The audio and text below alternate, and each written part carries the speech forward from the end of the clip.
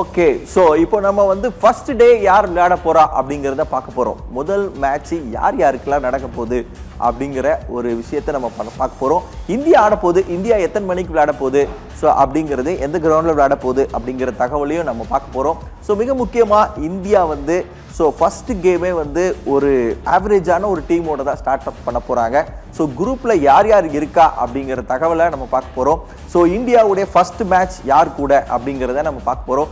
இந்தியாவை வந்து first match இந்த குரூப்பில் 7 மணிக்கு விளையாட போகிறாங்க. அமெரிக்கா கூட விளையாட போகிறாங்க. அமெரிக்காவுக்கும் நமக்கும் ஒரு பெரிய வாய்க்கா தகராறு வர்த்தகத்தில் இருந்தாலும் கிரிக்கெட்லேயும் விட மாட்டோங்க அப்படின்னு சொல்லி ட்ரம்ப் உடைய விஷயங்கள் ஒருவேளை இப்போ ஃப்ரெண்ட் ஆகிட்டாலும் இப்போ இந்த கிரிக்கெட் மேட்ச்சில் அமெரிக்கா கூட விளையாட போகிறோம். அமெரிக்கா டீம் வந்து லாஸ்ட் டைம் நடந்த T20 கேம் உங்களுக்கு ஞாபகம் இருக்கும்னு நினைக்கிறேன். பயங்கரமாக போலிங்கில் என்னென்னவோ பண்ணிட்டு இருந்தாங்க. இருந்தாலும் இந்தியா ஜெயிச்சிருச்சு, பாகிஸ்தான் தோத்துச்சுங்க. ஸோ சும்மா இந்த கேமை வந்து சாதாரணமாக எடுத்துகிட்டு போயிடக்கூடாது. ஸோ எப்படி விளையாடுவாங்க லிவி? டஃப்பாக இருக்குமா? கேம் எப்படி இருக்கும்? கண்டிப்பாக நம்ம அந்த வார்ம் அப் கேமில் பார்க்குறப்போ பார்த்தீங்கன்னா அவங்களோட போலிங்குமே நல்லா இருந்தால் தான் நம்ம பார்க்குறோம். ஏன்னா இந்த மாதிரி ஒரு பேட்டிங் டெப்த்தை வச்சிருந்த இந்தியன் டீமுக்கு 230 வந்து எனக்கு தெரிஞ்சு நான் கம்மியான ஸ்கோராக தான் நான் பார்க்குறேன். ஸோ அப்படி பார்க்குறப்போ இவங்க கிட்ட போலிங்காக இருக்குது, ப்ளஸ் 200 அடிக்கிறதுக்கான பேட்டிங் லைனப்பும் அமெரிக்கா வச்சிருக்காங்க. ஸோ அப்படி பார்க்குறப்போ இந்த மேட்ச் கொஞ்சம் டஃப்பாக தான் இருக்கும்.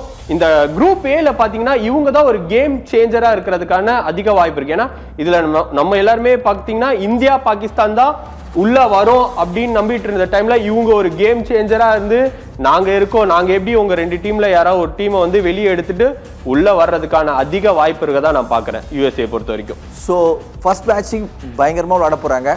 ஸோ அதுக்கப்புறம் அதாவது நம்மளுடைய இதில் வந்து பாகிஸ்தான் கூட நமீபியா அடுத்த மேட்ச் இருக்கு 12ஆம் தேதி. அதுக்கப்புறம் வந்து 15ஆம் தேதி பாகிஸ்தான் கூட விளையாடுவோமா இல்லையா லிவி? அது ஒரு பெரிய கன்ஃபியூஷனாகவே போயிட்டு இருக்கு. அவங்களுடைய பிரதமர் வந்து சொல்றாரு நாங்கள் விளையாட மாட்டோம் அப்படின்னு சொல்லி. ICC பயங்கரமா இது பண்ணுது. ஸோ எப்படி இந்த கேம் நடக்குமா நடக்காதா? இது ஒருவேளை நடக்கலன்னு சொன்னா ஸ்ட்ரெயிட்டாவே இந்தியா வந்து சூப்பர் 8க்கு போயிடும். நீங்க என்ன சொல்றீங்க? கண்டிப்பா இப்போ பிளேயர்ஸை பொறுத்த வரைக்கும் பாத்தீங்கன்னா பாகிஸ்தான் பிளேயர்ஸும் பாத்தீங்கன்னா இன்ட்ரெஸ்டா தான் இருக்காங்க. ஸோ இந்தியா கூட நாங்க ஆடியே ஆகணும் இன்ட்ரெஸ்டா இருந்தாலுமே பட் அவங்க மேனேஜ்மெண்ட் தடை போடுறனால இந்த மேட்ச் நடக்கிறதுக்கான வாய்ப்பு ரொம்ப கஷ்டமா தான் நம்ம பார்க்கிறோம். ஸ்ட்ரெயிட்டா கேக்குறேன், ஒரு இந்தியனா கேக்குறேன், பயமா? பாகிஸ்தானுக்கு ஏன் பயம்? என்ன பயம் கேக்குறேன். சோ அதுதான் அவங்கள்ட்ட தான் நம்ம கேட்டாகணும். ஏன்னா தொடர்ந்து வேர்ல்டு கப்னாலே தொடர் நடுங்கி போய் பாகிஸ்தான் தோத்து.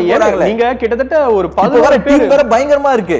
நீங்க அணுகுண்டு மாதிரி 11 பேர் வச்சிருக்கிறப்போ அவங்க எப்படி பயப்படாம இருப்பாங்க? சோ அப்படிதான் நம்ம பார்க்க வேண்டியது இருக்கு. கண்டிப்பா இந்தியன் ஒரே ஒரு லாஸ்ட் நம்ம முடிக்க போறோம். ஷோ உடைய எண்ட்ல நம்ம வந்துட்டு இருக்கோம். சோ இந்த பாகிஸ்தான் இந்தியா மேட்ச் இது மட்டும் தான் ஃபைனலா நான் உங்ககிட்ட கேட்க போறேன். உண்மையாவே சொல்லுங்க, எவ்வளவு வாய்ப்பு இருக்கு இந்தியாவுக்கு, எவ்வளவு வாய்ப்பு இருக்கு பாகிஸ்தான் கம்பேர்ல இப்போ டீம் பெர்ஃபார்மன்ஸை கம்பேர் பண்ணும்போது? ஸோ இந்தியாவுக்கு கண்டிப்பாக நான் வந்து 99% வாய்ப்பு அதிகம் தான் நான் சொல்லுவேன். ஏன்னா அவங்களோட ஃபார்ம். ஸோ பாகிஸ்தானா இந்தியாவா கண்டிப்பாக நீங்கள் கேட்டிங்கன்னா இந்தியாவுக்கு வந்து 99% நான் கண்டிப்பாக வாய்ப்பு இருக்குன்னு நான் சொல்லுவேன். Super Livy.